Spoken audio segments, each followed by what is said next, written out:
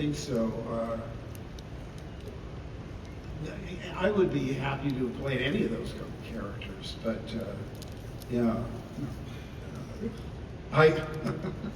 Well, listen, I thought it was my idea. I reread the book and I said, oh no, it's in the book. Because I said to Francis, what if I never take my glasses off? Because I want to dehumanize him, make him as much of a cipher or an automaton as I can. Because when I was prepared to do a really severe military cut and everything, but when I put on the cap, I thought, well, that pretty much does it.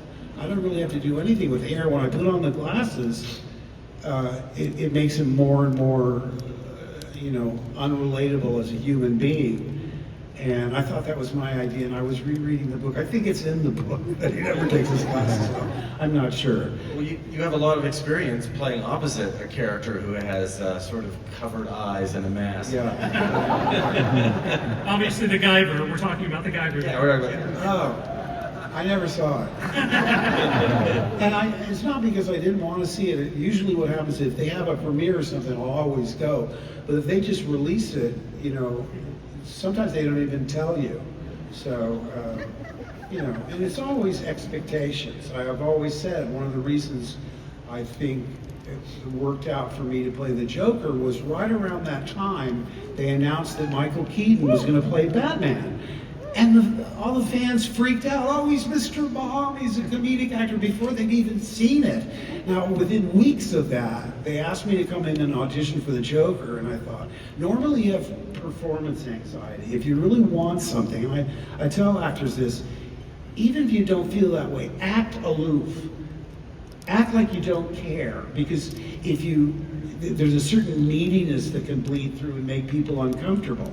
But with the Joker, I thought, if they freaked out about Mr. Mom being Batman, how are they going to freak out about Luke Skywalker being the Joker? It's just not going to happen. And because of that, I knew I couldn't get it. I had no performance anxiety whatsoever. I just went in and thinking, I'm going to make them really sorry they can't hire me. And I just let it rip, and I'm driving out of the parking lot real cocky, like, try and find a better Joker than that. And then, of course, the minute they said that you're hired, I went, oh no, I can't do this. I told you I wanted to play a villain that had never been done before, Two-Face or Clayface or, any other character that had not been done before, because I thought, my friend, leave it to another actor to say this. Boy, that's pretty brave. I said, playing the Joker. I said, why? Well, I wouldn't want to follow Jack Nicholson in anything. Oh no! That was the only direction, by the way, on the copy. It says, don't think Nicholson. And, I wouldn't do that anyway. But like I say, that really turned my career around in voiceover.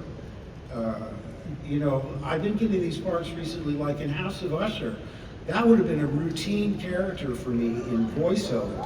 But to play an amoral, sociopathic lawyer, just pure evil, never on camera. So I really have to thank Mike Flanagan, because he thought outside the box. Yeah, he is amazing, this man. So talented, not only as a director, but as a writer. And then Life of Chuck, I mean, you couldn't find two more dissimilar characters, and now with the Major, so I'm grateful. I thought this stage of my career I'd be like, spending more time with a metal detector, wandering around the beach, playing with the dogs in the backyard. And I said to my agent, I said, you know what, I mean, I'm not motivated anymore. This is about, I don't know, 10 years ago, 2019. I said, I think I'm gonna just sort of retire and just do voiceover. And the only people that objected were my agent and my wife. Because, it's good to have me out of the house. But what a turnaround. I mean, again, I have to say thank you to Mike Flanagan and then Trevor Macy.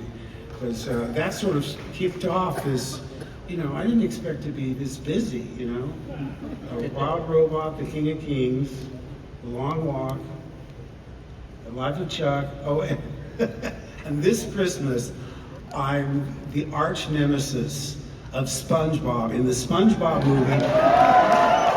I love the title. I love the title because it sounds important and it's so not.